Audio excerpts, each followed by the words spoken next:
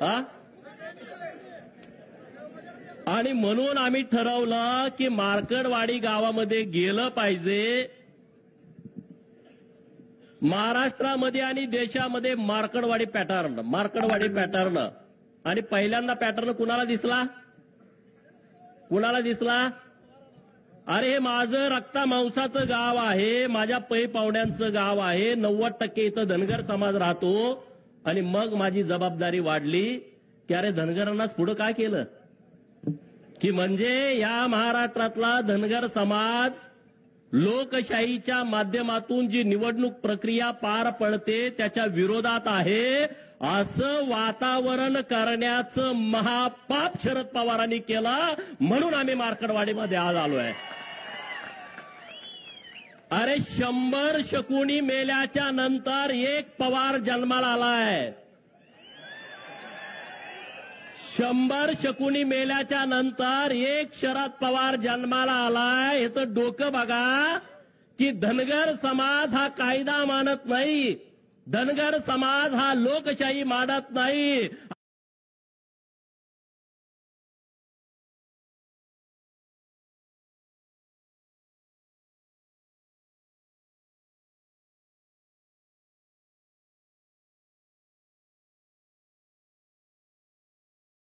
अरे 100 गाव आहेत या विधानसभा मतदारसंघामध्ये, माझ्याच मार्कडवाडीला का पुढे केला आणि म्हणून मी आणि सदाभाऊ इथं तुमच्या गावामध्ये आलो आहे. अरे या हिंदुस्थानातला धनगर समाज हा लोकशाहीला मानतो. या भारताच्या नवनिर्मितीमध्ये धनगरांचा सिंहाचा वाटा आहे. जी संसद भवन आज दिल्लीमध्ये डोमानं उभी आहे, जे राष्ट्रपती भवन दिल्लीमध्ये उभा आहे आणि त्या सगळ्या जमिनी आहेत त्या होळकरांच्या रायसोनी गावामध्ये उभ्या आहेत. अरे ही लोकशाही मजबूत करण्यासाठी या होळकरांचा सिंहांचा वाटा आहे. आणि म्हणून पवारांचा डाव लाथानं उधळून टाकण्यासाठी आज आम्ही तुमच्या समोर आलो आहे. बरोबर आहे की चुकीचं आहे? हा का रे बाबा, पहिल्यांदा आम्ही राजीनामा देणार, दे की तुझ्या लेकीचा, ते लेकीचा राजीनामा. 4-5 महिन्यापूर्वी लोकसभेच्या निवडणुका झाल्या, 1 लाख 1.5 लाखांना निवडून आली आहे. दे तुझ्या त्या कर्जत जामखेडच्या नातबाचा 1100 मतांनी निवडून आलाय. दे त्या जयंत पाटलाचा, परवा आला होता ना जयंत पाटील इथं, तोंडावरती साती आसरा घेऊन आला होता ना, दिसायला देखना राजबिंडा, तितकाच कपटी, तितकाच नीच, तितकाच जातीयवादी. दे ना त्याचा राजीनामा. या तिघांचा राजीनामा द्या आणि ईव्हीएमचं आंदोलन सुरू करा. आणि राहुल गांधींनी त्यांनी स्वतःचा आणि त्याच्या बहिणीचा देऊ दे ना राजीनामा आणि मग या आंदोलनामध्ये येऊ दे ना. बरोबर आहे की चुकीचं आहे? बरोबर आहे काय चुकीचं आहे? अरे एका आमच्या आनंदराव देवकाते साहेबांनी राजीनामा दिला, अजूनपर्यंत त्या घराला आमदारकी मिळाली नाही. मिळाली का सांगा? मिळाली? तुम्ही बळीचे बकरी आम्हाला करता. अरे तुम्ही व्हा ना, तुम्हाला बिरोबाला कापतो ना आम्ही माजलेल्यांना. बरोबर ना? आपण बिरोबाला कुणाला कापतो? बोकाड, ते कुठलं बोकाड कापतो? 10-12 बोकड आपल्याकडे असतात, कुणाला कापतो? बकरी आपल्याकडे 100 असतात, पण त्यातल्या एकालाच का कापतो? कारण ते माजलेलं असतं. आणि म्हणून या महाराष्ट्रातल्या प्रस्थापितांना आपल्याला बिरोबाला आणि खंडोबाला कापावं लागेल. कापायचं की नाही कापायचं? आज महाराष्ट्रामध्ये आणि देशामध्ये निवडणुका झाल्या, ईव्हीएमच्या नावानं तुम्ही आता गळा काढताय. सदाभाऊनी त्यांच्या भाषेत तुम्हाला सांगितलं, अरे बाबानो ही ईव्हीएम आलंय कधी? तुम्ही त्याच्यानंतर 2 वेळा केंद्रामध्ये सत्ता भोगली. 2009ला हे शरदचंद्रजी पवार या माढा लोकसभा मतदारसंघातून ईव्हीएम वरती निवडून गेले की नाही गेले सांगा? 5 वर्ष तुमचे प्रतिनिधी होते. तुमच्या गावात किती वेळा आलते? मार्कडवाडीमध्ये किती वेळा आलते? जरा जोरात कळू द्या. म्हणजे संधी साधायचा असला का हा माणूस कुठे येतो बघा. तुमचा प्रतिनिधी होता तेव्हा हा माणूस तुमच्या गावात आला नाही, एकदा पण आला नाही. अरे तुमच्याच गावात काय, या माढा लोकसभा मतदारसंघामध्ये शेकडो गावात हे कधी गेले नाहीत आले. त्यांना तुमचं काही देणं घेणं नाही आहे. त्यांचं कसं आहे, आमच्याच कोंबड्यानं बाग दिली पाहिजे आणि मगच उजाडलं पाहिजे. हा जो गेल्या 50 वर्षापासूनचा प्रयोग सुरू आहे,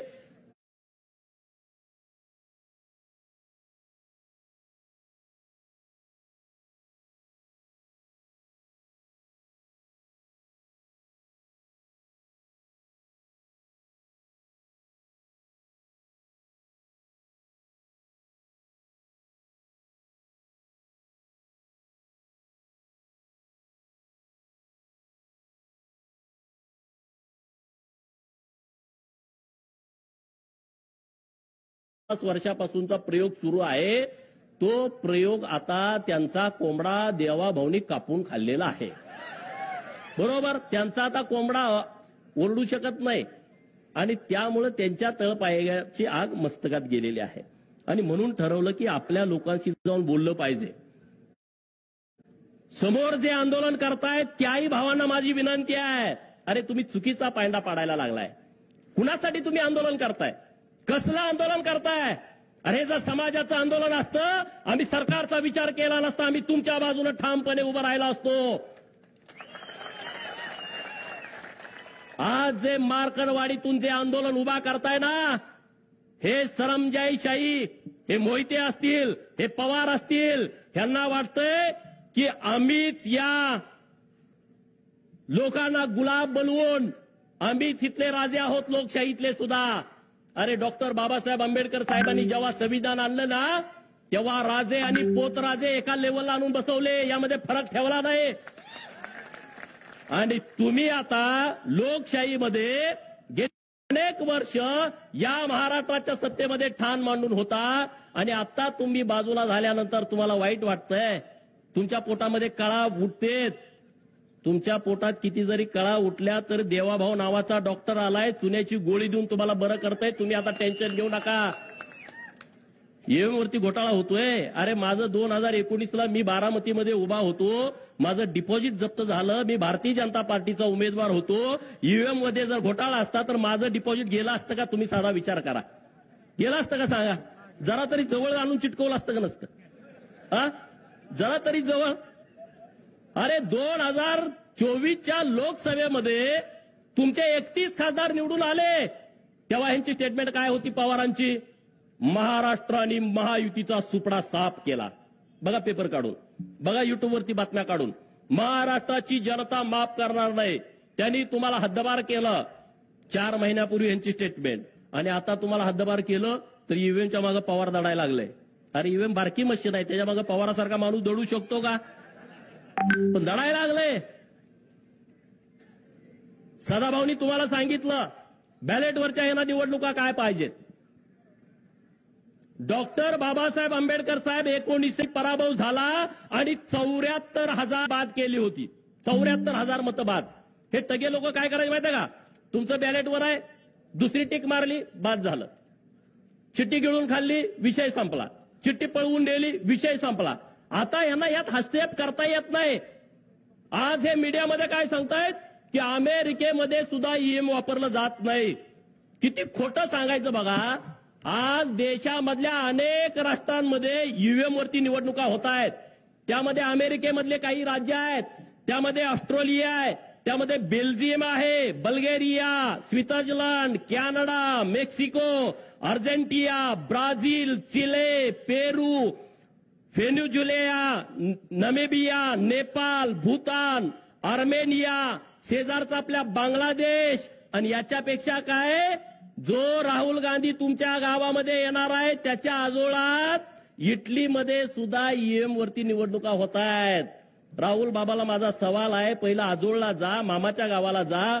जुक जुक जुक जुक आगे न गाडी, धुराच्या रेस्या हवेत काढी, पळती झाडे पाहूया आणि मामाच्या गावाला जाऊया. आमच्या लहानपणी आम्ही म्हणत होतो तू विमानात न जा. आणि इटलीमध्ये काय ईव्हीएम मधून मतदान होतंय याचा अभ्यास कर ना.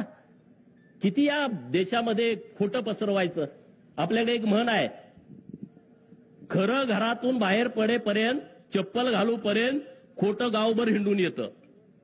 खरं घरातून बाहेर पडेपर्यंत, चप्पल घालेपर्यंत खोटं गावभर हिंडून येतं. महाराष्ट्रामध्ये आणि देशामध्ये तसं झालंय. नरेंद्र मोदी साहेबांचं खरं चप्पल घालूच तर राहुल बाबांचं खोटं अक्कर देशभर पसरतंय. इकडं शरद पवार देवाभाऊचं खरं चप्पल घालूच तर, बाहेर पडूच तर शरद पवारचं खोटा का महाराष्ट्रभर पसरतोय. असं झालं, तसं झालं, अमुक झालं, तमुक झालं. अरे पारावरती गप्पा मारताना पवार साहेब लय खतरनाक माणूस आहे, पवार साहेब माणूस हुशार आहे. अरे आतापर्यंत शरद पवार हा विश्वासघातकी माणूस आहे हे सगळ्या लोकांना माहित होतं. कुणाकुणाला माहित नव्हतं हात वर करा. सगळ्याला माहित, कुणाकुणाला माहित होतं त्याने हात वर करा की शरद पवारांचं संपूर्ण राजकारण हे विश्वासघातावरती अवलंबून आहे.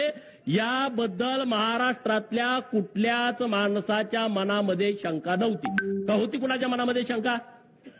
पण शरद पवार हुशार आहे असं सगळी माणसं म्हणत होती. शरद पवाराला अक्कल जास्त आहे, ती कधी काय करल सांगता येत नाही. हे म्हणणं तुमचं खरं होतं का नाही सांगा. पण मार्कडवाडीच्या पॅटर्न मध्ये पवारांनी लक्ष घातल्यानंतर पवार विश्वासघातकी आहेत हे सगळ्याला मान्य होतं, पण पवारांची अक्कल सुद्धा संपलेली आहे हे आता मार्कडवाडीच्या आंदोलनामधनं माहीत झालेलं आहे लोकांना. बरोबर ना. अरे बाबांनो, काय आंदोलन तुम्ही करताय, काय प्रक्रिया आहे तुम्ही समजून घ्या. या महाविकास आघाडीच्या नेत्यांना मी आणि सदाभाऊंनी आवाहन केलं होतं. मुंबईमध्ये महात्मा गांधींच्या पुतळ्यांच्या समोर बसून हे आवाहन केलं होतं की 2017 साली निवडणूक आयोगानं आवाहन केलंय, जर यामध्ये काही घोटाळा असेल तर तुम्ही समोर या आणि आम्हाला दाखवून द्या. 2017 पासून 2024 पर्यंत एकही माणूस तिथं ईव्हीएम मशीन हॅक होतंय याचा पुरावा घेऊन गेला नाही. आणि आम्ही सुद्धा आवाहन केलं होतं, तुम्ही कशाला असं खोटं सांगताय लोकांना. जर ईव्हीएम हॅक होत असेल, ईव्हीएम मध्ये सेटिंग झाला असेल तर तुम्ही सगळे समोर या आणि आम्हाला दाखवून द्या की ईव्हीएम मध्ये अशा अशा पद्धतीनं घोटाळा होतोय. एकही माणूस पुढे यायला तयार नाही. बक्षीस पण आम्ही जाहीर केलं. जयंत पाटील इथं आले होते परवा, त्याचा चेहरा बघितला, लय डिम पडलं होतं. अरे 22 तारखेला संध्याकाळी हा माणूस मुख्यमंत्री होणार म्हणून नव्या नवरी सारखा नटला होता, इकडं तिकडं फिरत होता की मुख्यमंत्री होणार, आणि सकाळी 11 वाजता गारज झाला, एकदम गडी डिम पडलाय. एकदम असा राजबिंडा गडी पण असा डिम पडलाय. आणि तो काय म्हणतोय, कार्यकर्त्याची मिटिंग घेऊन आपला विजय हा 61,000 मतांनी झालाय. निवडून किती मतांनी आलाय? 11,000. भाजपवाल्यांनी 50,000 मतं यात अगोदरच सेट केलेत. काय म्हणतोय? भाजपनं 50,000 मतं अगोदरच सेट केलेत. म्हणून मी आणि सदाभाऊनं घोषणा केली, जर जयंतराव पाटील बाहेरच्या देशामध्ये शिकलेले आहेत, इंजिनियर आहेत, त्यांनी जर हे सिद्ध केलं तर मी 50 रुपयाचं बक्षीस देईन आणि सदाभाऊ 51 रुपयाचं बक्षीस देईन. असं 101 रुपयाचं बक्षीस आम्ही जाहीर केलंय. लायकीप्रमाणे बक्षीस द्यावं लागतं म्हणून 101 रुपया. दुसरा कोणी हॅकर असेल तर त्याला 11 लाख रुपयाचं आमचं वेगळं बक्षीस आहे. त्यानं जर त्याच्या बुद्धिमत्तेनं हॅक केला तर. काय प्रकार आहे. किती खोटं बोलायचं, लोकांना किती खोटं सांगायचं. जयंत पाटलांना ही प्रक्रिया माहित नाही ईव्हीएमची, शरद पवारांना ही प्रक्रिया माहित नाही. मी आवाहन करतो मार्कडवाडीतून, शरद पवारांनी राष्ट्रवादी काँग्रेसच्या खासदारांचं, राष्ट्रवादी काँग्रेसच्या आमदारांचं एक प्रशिक्षण घ्यावं आणि या देशामध्ये निवडणुका कशा होतात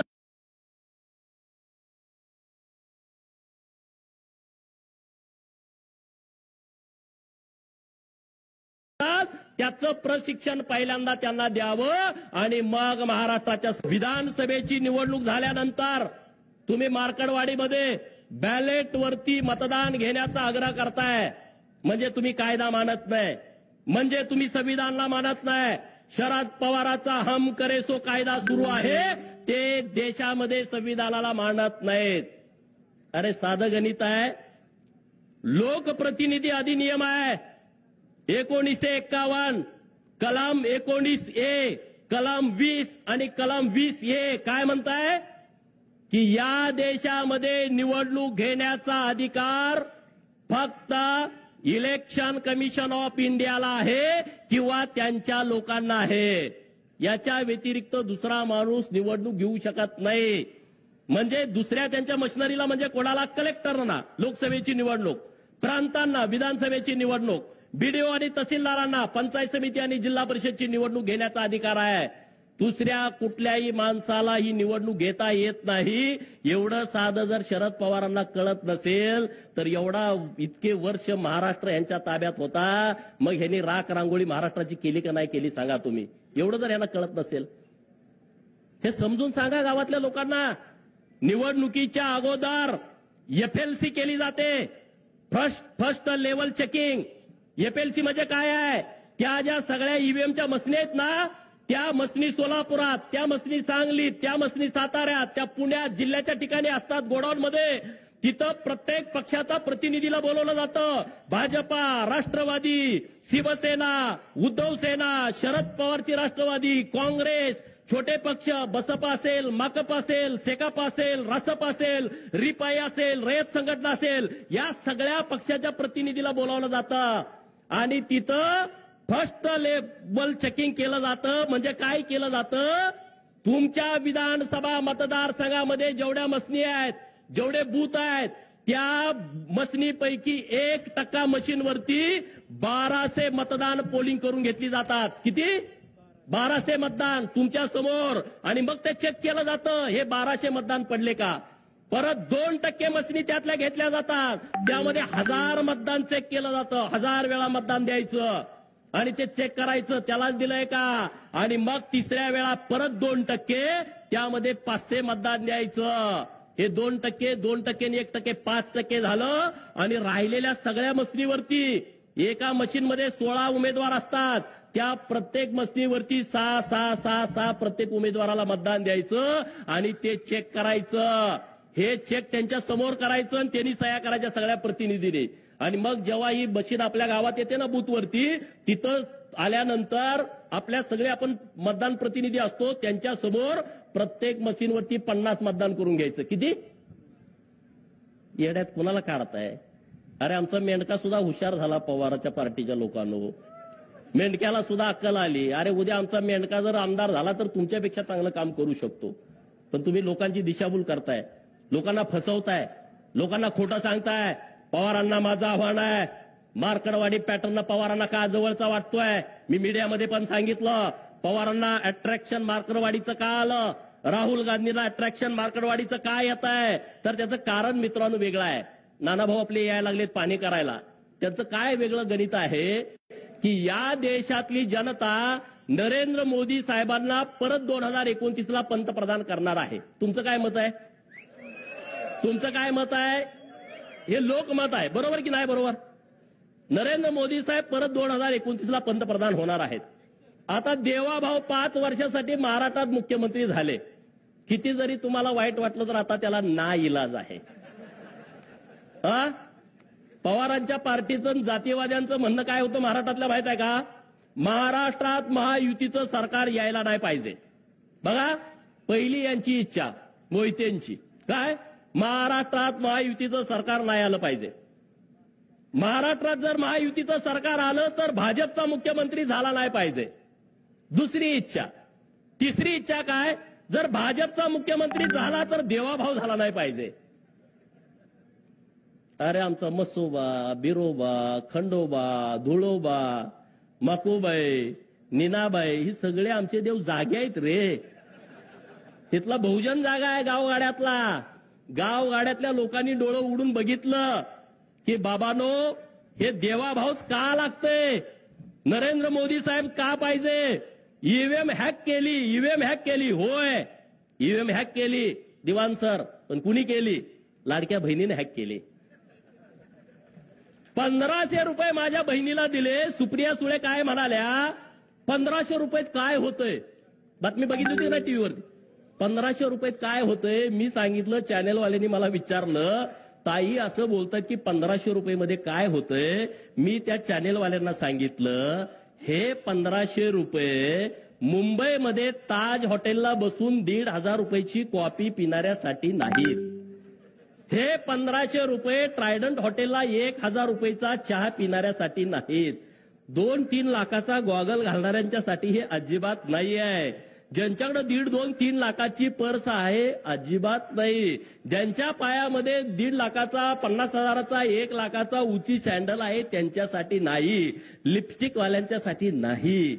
हे कुणासाठी आहे? मार्कडवाडीमध्ये जी माझी बहीण रानामध्ये काम करते आणि तिच्या अंगामध्ये ताप आला, कणकणी आली, थंडी आली आणि तिच्याकडे 50 रुपये इंजेक्शनासाठी नाही, त्या माझ्या बहिणीसाठी ही योजना आहे.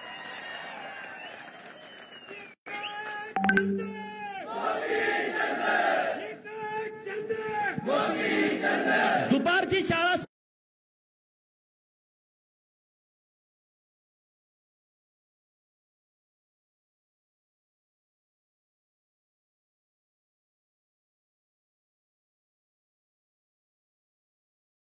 शाळा सुटल्यानंतर पोरग पळत पळत पळत येतंय, आई आई आई मला 10 रुपये पाहिजेत आईस्क्रीम घ्यायला. आणि जेव्हा आई घरामध्ये जाते, डब्यामध्ये बघते, गाडग्यामध्ये बघते, चुलीजवळ बघते, तिच्याकडे 10 रुपये नाहीत आणि म्हणून तिच्या डोळ्यात पाणी येतंय की मी माझ्या लाडक्या पोराच्या हातामध्ये खाऊसाठी 10 रुपये देऊ शकत नाही. त्या लाडक्या बहिणीसाठी ही आमची योजना आहे. आणि म्हणून महाराष्ट्रातल्या लाडक्या बहिणीनं ही ईव्हीएम मशीन हॅक केली. या महाराष्ट्रातल्या ओबीसीनं 346 जाती असणाऱ्या ओबीसीनं, भटक्या विमुक्तानं, या महाराष्ट्रातल्या लोकांनी ईव्हीएम मशीन हॅक केली. सगळी मतं ही महायुतीच्या बाजूने दिली. या महाराष्ट्रातला गरीब मराठा ताकदीनं देवाभाऊंच्या पाठीमागे उभा राहिला, त्यानं ही मशीन हॅक केली. मित्रांनो, गावातल्या कोतवालाला जाऊन भेटा. 7,500 पगार वाढवला, परत 10% वाढवला. कोतवालाचं गावात संबंध किती असते तुम्हाला माहित आहे? कोतवालाच्या पुढे कोण जाते का? नाहीतर उतारा उलटा पालटा करून टाकते. या महाराष्ट्रातल्या कोतवालांचा 7,500 पगार वाढवला. त्या कोतवालांनी आमच्या बाजूने मतदान केलं, त्यांनी ईव्हीएम मशीन हॅक केली. गावातल्या पोलीस पाटील इथं कोण आहे का? पोलीस पाटील 8,500 मानधन वाढवलं या महाराष्ट्रातल्या पोलीस पाटलांचं. मग police Patil EVM machine hack करायचं सोडल का सांगा? 5 वर्ष आंदोलन करत आम्हाला हे द्या, आम्हाला द्या, कुणी काय दिलं नाही. देवाभाऊनी 8,500 वाढवून टाकले. पोलीस पाटलाला पै पाहुणे नातेवाईक असते की नाही? पाटील गावात रुबाबदार असते, दिलं नसतंय काम पाटलाचं. पाटलाच्या नातेवाईकांनी मशीन हॅक करून टाकली. सगळे महायुतीच्या बाजूने मतदान करून टाकलं की नाही टाकलं सांगा? होमगार्ड पोरं आंदोलन करतेत, 180 दिवस आम्हाला काम द्या आणि आमच्या मानधनात दुप्पट वाढ करा. कधीच कुणी केली नाही. देवाभाऊने केली, दुप्पट वाढ करून टाकली. पोलीस ड्रेसमध्ये असणारा माझा होमगार्ड भाऊ खुश झाला, त्यानं ईव्हीएम मशीन हॅक केली. 1 रुपयामध्ये विमा. त्या द्राक्ष बागायतदार शेतकऱ्याला विचारा, त्या डाळिंब बागायतदार शेतकऱ्याला विचारा, त्या ऊसवाल्याला विचारा, त्या कापूसवाल्याला विचारा. 1 रुपयामध्ये विमा. अरे शेतकरी खुश झाला. 0 लाईट बिल, शेतकरी खुश झाला. मी विचारलं शेतकऱ्यांना प्रचाराला गेल्यावर, किती वीज बिल होतं तुमचं? म्हणला 5 लाख. घेतल्यापासून भरलंच नाही. 3 लाख, 2 लाख. मग तो काय पवारच्या बाजून मतदान करेल का? सांगा ना. ज्याचं लाईट बिल 3 लाख, 4 लाख, 5 लाख माफ झालं, तो पवारांच्या बाजूने मतदान करेल का? नाही करणार. त्यानं ईव्हीएम मशीन हॅक केली. ही बोंबलत सुटले ईव्हीएम मशीनच्या नावानं. ह्या लोकांनी मशीन हॅक केली. मित्रांनो, या राज्यामध्ये पहिल्यांदा मेंढपाळाला चराई भत्ता द्यायचा निर्णय सरकारनं घेतलाय. जातोय ना मेंढराकडं, फॉरेस्टवाला म्हणतोय तुला येऊ देत नाही. म्हणलं राहू दे, येऊ देत नाही तर पैसे दे रान घ्यायला. आणि सरकारनं निर्णय केला, एका मेंढपाळाला एका महिन्याला 6,000 रुपये, 4 महिन्याचे 24,000 रुपये. त्या मेंढक्यानं ईव्हीएम मशीन हॅक केली. महाराजा यशवंतराव होळकर महामेश योजना आली आहे, त्या मेंढक्याला त्याचा लाभ होतोय. त्यानं तुमची ईव्हीएम मशीन हॅक केली आहे. या महाराष्ट्रातल्या गरीबाची पोरं प्रत्येक जिल्ह्याला 100 मुलं मराठा समाजाची, 100 मुली मराठा समाजाच्या हॉस्टेलला राहत आहेत. 100 मुलं ओबीसीची, 100 मुलं ओबीसीच्या मुली. त्या हॉस्टेल चालू केली. त्यांच्या आई वडिलांनी ईव्हीएम मशीन हॅक केली आहे. ही ईव्हीएम मशीन त्यांनी हॅक केलेली आहे. या महाराष्ट्रातल्या सगळ्या मुलींचं उच्च शिक्षण सरकारनं मोफत केलं. मेडिकलचं, इंजिनिअरिंगचं, B.Pharm, D.Pharm. त्या मुलीच्या आई वडिलांनी, आजोबांनी, पंजोबांनी ही ईव्हीएम मशीन हॅक केली की नाही सांगा? या देशातल्या आणि महाराष्ट्रातली 73 मंदिरं आपल्या सरकारच्या माध्यमातून 60 वर्षाच्या वरचे जे आपले आई वडील आहेत त्यांच्यासाठी मोफत दर्शन सुरू केलं आहे. केदारनाथला जावा, अमरनाथला जावा, तुम्ही कुठेही जा, काशीला जावा. हे सगळं त्या भाविकांनी मशीन हॅक केली आहे. 50% सूट घेऊन ज्या भगिनीनं एसटीचा प्रवास केलाय, कुणी केलाय प्रवास 50% सूट मध्ये, हे काय माझ्या सगळ्या बहिणी आहेत, या बहिणींनी ती मशीन हॅक केलेली आहे. महाज्योतीच्या माध्यमातून या महाराष्ट्रातल्या ओबीसींची हजारो पोरं तहसीलदार झाली, प्रांत झाली, PSI झाली, DYSP झाली, कलेक्टर झाली, SP झाली. त्या बहुजनांच्या पोरानं, ओबीसीच्या पोराच्या आई वडिलांनी मशीन हॅक केलेली आहे. 22 पोरं महाज्योतीच्या माध्यमातून वैमानिक झाली. अरे पवाराला कधी कळलं होतं का? कुंभाराचं, सोनाराचं, सुताराचं, लोहाराचं पोरग वैमानिक झालं आणि त्याचा सगळा खर्च माझ्या सरकारनं महाज्योतीच्या माध्यमातून भरलाय. त्याच्या पै पाहुण्याने ही मशीन हॅक केली आहे. एक सांगू का, अनेक सांगू, किती गोष्टी तुम्हाला सांगू? या सगळ्या मशीनी हॅक झालेत का नाही? हे केंद्राच्या आणि राज्याच्या योजनेतून हॅक झालेल्या आहेत. आणि त्यामुळे तुम्ही नुसत्या बोंबा मारू नका. तुम्ही किती जरी बोंबा मारल्या तर त्याचा उपयोग होणार नाही. अरे मार्करवाडीचं आंदोलन झालं, आतापर्यंत शरद पवारांनी कारखाना हायजॅक केला हे मला माहित होतं. आतापर्यंत शरद पवारांनी रयत शिक्षण संस्था हायजॅक केली हे मला माहित होतं. सूतगिरण्या हायजॅक केल्या हे मला माहित होतं. यशवंत चव्हाण प्रतिष्ठान ते हायजॅक केलं माहित होतं. पण हा लबाड लांडगा मार्करवाडीचं आंदोलन पण हायजॅक करतोय याचं मला विशेष वाटलं. अरे तुमचं आंदोलन पण त्यानं पळवून नेलं. पवारांच्या नावावरती आंदोलन पडलंय आणि म्हणून मार्करवाडीतल्या सगळ्या लोकांना माझं आव्हान आहे, उद्या तुम्ही बसा. हे राजकारण जाऊ द्या बाजूला, हे विधानसभेचा विषय नाही आहे, हे माळशिरस तालुक्याचा विषय नाही. अरे महाराष्ट्राला चुकीच्या पद्धतीनं दिशा देण्याचा प्रयत्न, भारताला चुकीच्या पद्धतीनं दिशा देण्याचा प्रयत्न या मार्करवाडीच्या आडून केला जातोय. तो इथल्या लोकांनी खपवून घेतला नाही पाहिजे. हे चुकीच्या लोकांना तुम्ही खतपाणी घालताय. ज्यांची माती झाली आहे, ज्यांचं स्मशान वाटा झालाय, त्या लोक हे चुकीच्या पद्धतीनं आंदोलन हाताळतायत. आणि मुंबईमध्ये बघितलं हे कसं आहे बघा प्रकरण. मार्करवाडीमध्ये प्रशासन गैरवापर करताय म्हणून आम्ही आमदार. माझं दुसऱ्या दिवशी यांनी काय घ्यायची सांगा. बरोबर ना. तुम्हाला हे पसंत नाही, तुम्ही ईव्हीएमच्या विरोधामध्ये आहे, तर तुम्ही पहिला राजीनामा दिला पाहिजे ना. तुम्ही पहिला राजीनामा देऊन टाका ना सगळेजण सरसकट. तुमच्या कुणाच्या तरी सांगण्यानं बॅलेटवरती निवडणुका होतात. अरे काय धर्मशाळा आहे का. कुणी पण सांगावं आणि कुणी काय करायचं. हे कायद्याचं राज्य आहे, हा कायद्याचा देश आहे. जे संसदेमध्ये चालतंय, जे महाराष्ट्राच्या विधानसभेमध्ये कायदे होतात त्या पद्धतीनं हा देश चालतो. पवारांनी सांगण्यावरून आणि त्यांच्या बगलबच्च्यांच्या सांगण्यावरून हा देश चालत नाही. राहुल गांधीच्या सांगण्यावरून हा देश चालत नाही. ज्यांना ही प्रक्रिया मान्य नसेल त्यांनी राजीनामे द्या आणि मग तुम्ही आंदोलन सुरू करा. नुसतं करंगळी कापून शहीद झाल्याचा आव आणू नका. ज्यांना कोणाला द्यायचं आहे ना, आज दिल्लीमध्ये तिथं सुप्रिया सुळेंनी ओम बिर्ला साहेबांना जाऊन भेटावं अध्यक्षांना आणि तिथं तात्काळ राजीनामा द्यावा. ईव्हीएम वरती माझा विश्वास नाही आणि म्हणून मी राजीनामा देत आहे आणि मी माझ्या बाबाच्या सोबत आंदोलनात उडी घेत आहे. राहुल गांधी आणि प्रियांका गांधींनी ओम बिर्ला साहेबांना भेटावं आणि डायरेक्ट राजीनामा द्या ना. मीडियाच्या समोर काय राजीनामा देत आहे. आणि रोहित पवार, जयंत पाटील यांनी उद्याच्या उद्या, कालच राहुल नार्वेकर साहेबांचे अध्यक्ष म्हणून निवड झालेली आहे, त्यांच्याकडे पहिल्यांदा जाऊन राजीनामा द्यावा. जर उद्या यांनी राजीनामा दिला नाही तर परत ईव्हीएमच्या विरोधात थोबाड उचकायचं नाही. बरोबर ना. बरोबर का चूक आहे. तुम्हाला करायचंय तर खरंच करून टाका ना. नाटक कशाला करताय. नाटक करू नका. तुम्हाला जे काम करायचंय ते तुम्ही एकदम बिनधास्त करा. मला एका मित्राचा सकाळी मेसेज आला आणि त्याला असं त्यामध्ये लिहिलं होतं, मला महाराष्ट्रात मविआचे सरकार येईल अशी पवारांना होती आशा. महाराष्ट्रामध्ये मविआचं सरकार येईल अशी पवारांना होती आशा, परंतु मार्करवाडीकरांनी त्यांच्या तोंडात घातल्या माश्या. महाराष्ट्रात मविआचं सरकार येईल अशी पवारांना होती आशा, परंतु मार्करवाडीकरांनी त्यांच्या तोंडात घातल्या माश्या. पवारांच्या राजकीय जीवनाचा केला तमाशा, म्हणून पवार वाजवत आहेत ईव्हीएमचा ताशा. बरोबर ना. अरे अहमदनगरचं नाव बदललं, पुण्यश्लोक अहिल्यानगर केलं. मार्करवाडीतल्या लोकांना काय आनंद झाला असेल का नसेल. झाला की नाही झाला. अरे मग त्यांनी मतं दिली असतील ना. मोहितेच्या विरोधामध्ये लढायचा डीएनए इथल्या लोकांचा आहे. सीताराम अण्णा वाघमोडेंच्या पासून एसबी अण्णांच्या पर्यंत आहे की नाही. आहे की नाही. मग ते काय लगेच बदलतेत वैर. एवढे काय गुलाम झालो का आम्ही. आमच्यात पण काय रग आहे की नाही. रामभाऊच्या डोक्यात तोच विषय आहे, दुसरा विषयच नाही. रामभाऊ प्रचाराची सभा असल्यासारखं ठोकूनच काढतो मोहितेंना. अरे रामभाऊ सारखा पोरगा, माझ्यासारखा पोरगा, हे भाजपमुळे आमदार झालो आम्ही. आम्हाला केलं असतं का सांगा. आम्हाला आमदार केलं असतं. अरे आमची शिफारस करायला माणूस नाही. जी कोण जाईल ते उलटच सांगते, जी कोणी जाईल ते उलटच सांगते.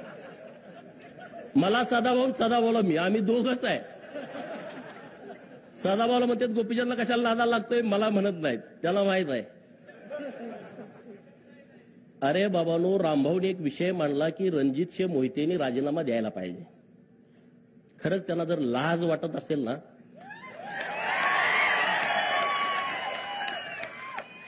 अरे आपण ज्या देवाभाऊंच्या मुळे माणसात आहोत जेलमध्ये तुम्ही असता, त्या देवाभाऊंच्या अडचणीच्या काळामध्ये तुम्ही लोकसभेला आणि विधानसभेला विरोधामध्ये गेला. नितेश राणेंचं टाळ्या वाजवून जरा अभिनंदन करा. मी एक कहाणी तुम्हाला सांगणार आहे. नारायण राणे हा एकदम कडवा माणूस आहे, बरोबर, रगेल आहे. पोरं त्यांच्या पुढची रगेल निघाले. परवा देवाभाऊंचा गटनेतेपदी जेव्हा निवड झाली विधिमंडळाच्या, तेव्हा सदाभाऊ त्यांच्या बाजूला मी, माझ्या बाजूला नितेश राणे, नितेश राणेच्या बाजूला रणजित मोहिते बसले होते सेंट्रल हॉलला. नितेश राणे साहेबांना ते दिसले, म्हणजे अरे तू कसं काय इथं आलायस? हे खरी परिस्थिती. अरे तुला काय लाज लज्जा वाटत नाही का? नाही ते रामभाऊनं आमच्या खानदानाची आईवण काढली. अरे तुझे कुठं, तू खानदान सगळं जेलमध्ये असतं तुझं म्हणले. तू काय सांगतोय रे म्हणले? देवाभाऊंच्या विरोधात गेला, चाल पाहिला निघ. 4 दिवसापूर्वी गेलं ते उठूनच गेलं. आता ह्याच्यापेक्षा काय सांगायला लागतंय का? सेंट्रल हॉलमध्ये जर कॅमेरा असेल, मला माहित नाही कॅमेरा आहे का नाही तिथं, पण तिथं ते झाडलं, बाकीचे पण आमदार इकडे तिकडे कावऱ्या बावऱ्या बघायला लागले. वाघाच्या पोटी वाघ जन्माले तशी ती आहेत. ठोकून काढला. ते म्हणले देवाभाऊ आमच्यासाठी महत्वाचा आहे, कुठलं काय काढून बसलाय, घराचं बोललं न्यायचं बोलला. ही सगळी स्वप्नात होती.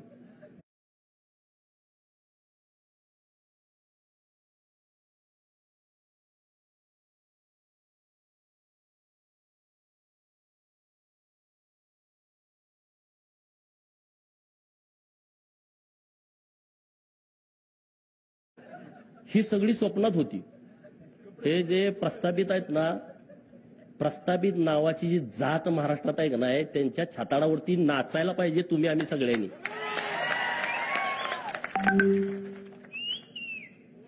नाचायला पाहिजे का नाही पाहिजे? त्यांना असं वाटत होतं की आता आपलं कोणतर सरकार येते ना, आम्ही असं करून तसं करू. आता इतकी मऊ आलेत. जयंत पाटलाचं कालचं सभागृहातलं भाषण ऐकलं का? 2019ला देवाभाऊंना पुन्हा येईन ह्याच्यावरती असा डिवचत होता का नाही? आणि काल स्वतःसारखा मऊ 4 वेळा पाया पडले सगळ्यात तिन्ही पुढाऱ्यांच्या. किती वेळा? जयंत पाटील वाटतंय ना, 4 वेळा लाचार झाले. मोहिते किरकोळ आहे हो, किरकोळ म्हणजे तुम्हाला माहित आहे किरकोळ झालंय ते, पूर्वीसारखी परिस्थिती नाही. त्यामुळे जास्त बोलण्यात काय पॉइंट आहे असं मला वाटत नाही.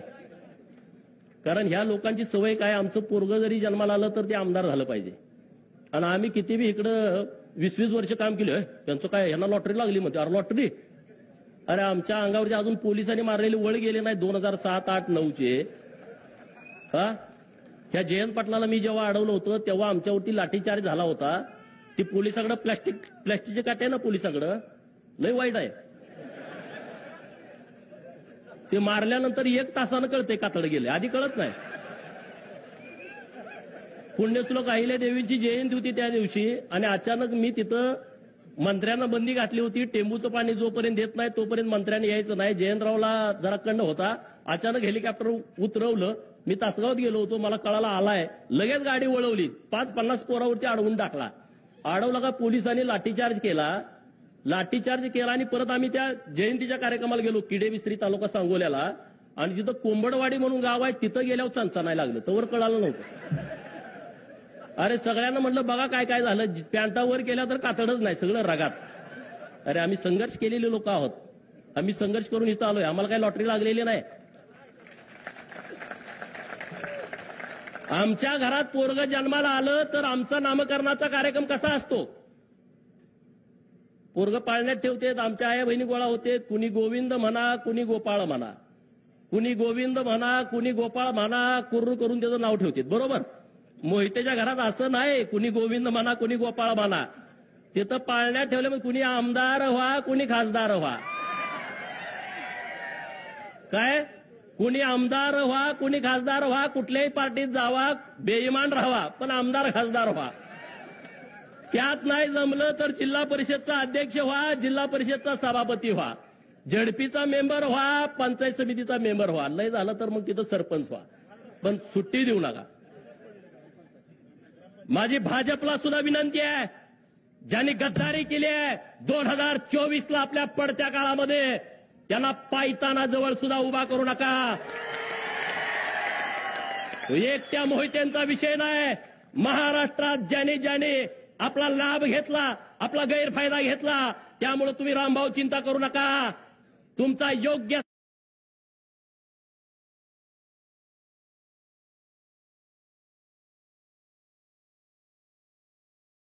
चिंता करू नका.